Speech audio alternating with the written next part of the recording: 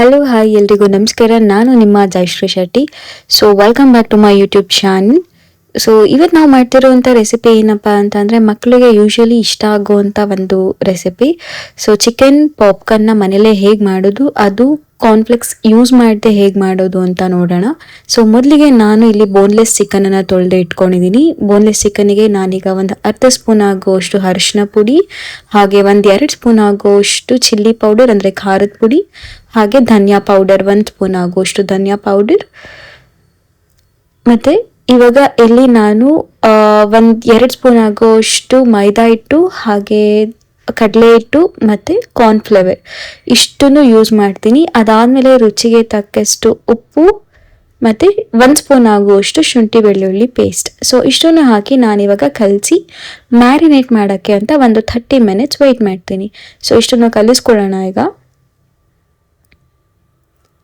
So ಇಷ್ಟನ್ನು ಕಲಿಸಿದ್ದಾದಮೇಲೆ ನಾನು ಇದನ್ನು ಒಂದು 30 ಮಿನಿಟ್ಸ್ ಮ್ಯಾರಿನೇಟ್ ಆಗೋದಕ್ಕೆ ಬಿಡ್ತೀನಿ. ಸೊ ಇದು ಮ್ಯಾರಿನೇಟ್ ಆಗುವಷ್ಟರಲ್ಲಿ ನಾವು ಇನ್ನೊಂದು ಮಾಡ್ಕೊಳ್ಳೋಣ. ಸೊ ಒಂದು ಪ್ಲೇಟಿಗೆ ಇವಾಗ ಇದೇನಿಗೆ ನಾನು ಯೂಸ್ ಮಾಡ್ತಿದ್ದೀನಿ ಅಂದರೆ, ನಾನು ಮ್ಯಾರಿನೇಟ್ ಮಾಡಿರೋ ಚಿಕನ್ನ ಇದರಲ್ಲಿ ನಾನು ಡಿಪ್ ಮಾಡಿ ಆಮೇಲೆ ಎಣ್ಣೆಗೆ ಬಿಡ್ತೀನಿ. ಸೊ ಅದಕ್ಕೋಸ್ಕರ ಇದನ್ನು ನಾನು ಕಲಿಸ್ಕೊತಿದ್ದೀನಿ.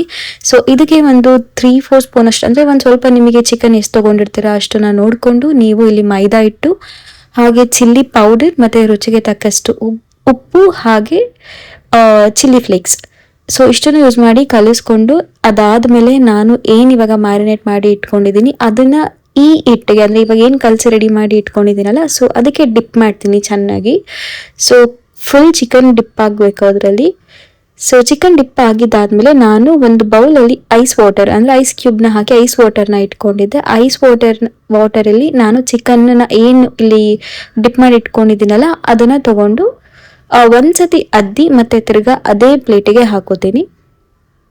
ಸೊ ಅದೇ ಪ್ಲೇಟಿಗೆ ಹಾಕೊಂಡಿದ್ದಾದಮೇಲೆ ಇನ್ನೊಂದ್ಸತಿ ನೀಟಾಗಿ ಕಲಿಸ್ಕೊತೀನಿ. ಸೊ ಕಲಿಸ್ಕೊಂಡಿದ್ದು ಆದಮೇಲೆ ಇವಾಗ ನಾನು ಒಂದೊಂದೇ ಎಣ್ಣೆಗೆ ಬಿಡ್ತೇನೆ. ಸೊ ಕಲಿಸ್ಕೊಂಡಿದ್ದಾದ್ಮೇಲೆ ನೀವು ತುಂಬ ಹೊತ್ತು ವೆಯ್ಟ್ ಮಾಡೋಕ್ಕಾಗಲ್ಲ. ಕಲಿಸ್ಕೊಂಡಿದ ತಕ್ಷಣ ಬಿಟ್ಟರೆ ಸೊ ಅದು ಗರಿ ಗರಿಯಾಗಿ ಮೇಲೆಗಡೆ ಹೇಗೆ ಇಟ್ಟು ಯೂಶ್ವಲಿ ಚಿಕನ್ ಪಾಪ್ಕಾರ್ನ್ ಇರುತ್ತೆ ಆ ಥರ ಕಾಣಿಸುತ್ತೆ, ಆ ಥರ ಬರುತ್ತೆ. ಸೊ ಈಗ ನಾನು ಒಂದೊಂದೇ ಆಯಿಲಿಗೆ ಬಿಟ್ಕೋತಿದ್ದೀನಿ ನೋಡಿ.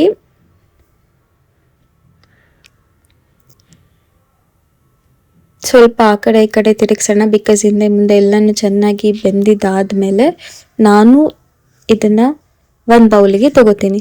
ಸೊ ಇದಿಷ್ಟೇ, ತುಂಬ ಈಸಿ ರೆಸಿಪಿ, ತುಂಬ ಕ್ವಿಕ್ಕಾಗಿ ಮಾಡ್ಬೋದು, ಹಾಗೆ ತುಂಬ ಚೆನ್ನಾಗಿರುತ್ತೆ, ಮಕ್ಕಳಿಗೆ ಟೇಸ್ಟಿಯಾಗಿರುತ್ತೆ, ಚೆನ್ನಾಗಿರುತ್ತೆ. ಸೊ ನೀವು ಒಂದ್ಸತಿ ಮನೇಲಿ ಇದನ್ನ ಟ್ರೈ ಮಾಡಿ ಮಕ್ಕಳಿಗೆ ತಿನ್ನಿಸಿ, ಅವ್ರು ಇನ್ನೂ ಬೇಕು ಅಂತಾರೆ, ಅಷ್ಟು ಚೆನ್ನಾಗಿರುತ್ತೆ. ಸೊ ಮನೇಲಿ ಮಾಡುವಂಥ ರೆಸಿಪಿ ಇದು. ತುಂಬ ಇಂಗ್ರೀಡಿಯೆಂಟ್ಸ್ ಬೇಕು ಅಂತಲೂ ಏನೂ ಇಲ್ಲ, ಮನೇಲೇ ಇರೋವಂಥ ಐಟಮಲ್ಲೇ ಮಾಡ್ಬೋದು. ಅದೇ ಆಗಲೇ ಹೇಳ್ದಂಗೆ ನಾವಿಲ್ಲಿ ಕಾರ್ನ್ಫ್ಲೆಕ್ಸ್ನ ಯೂಸ್ ಮಾಡದೆ ಹೇಗೆ ಮಾಡೋದು ಅಂತ. ಸೊ ಇದಾಗಿತ್ತು ನಮ್ಮ ಇವತ್ತಿನ ಚಿಕನ್ ಪಾಪ್ಕಾರ್ನ್ ರೆಸಿಪಿ. ಇದಕ್ಕೆ ನೀವು ಮಯೋನೀಸ್ ಅಥವಾ ಸಾಸ್ ಜೊತೆಗೆ ಯೂಸ್ ಮಾಡ್ಕೊಂಡು ತಿನ್ಬೋದು. So thank you all, bye bye.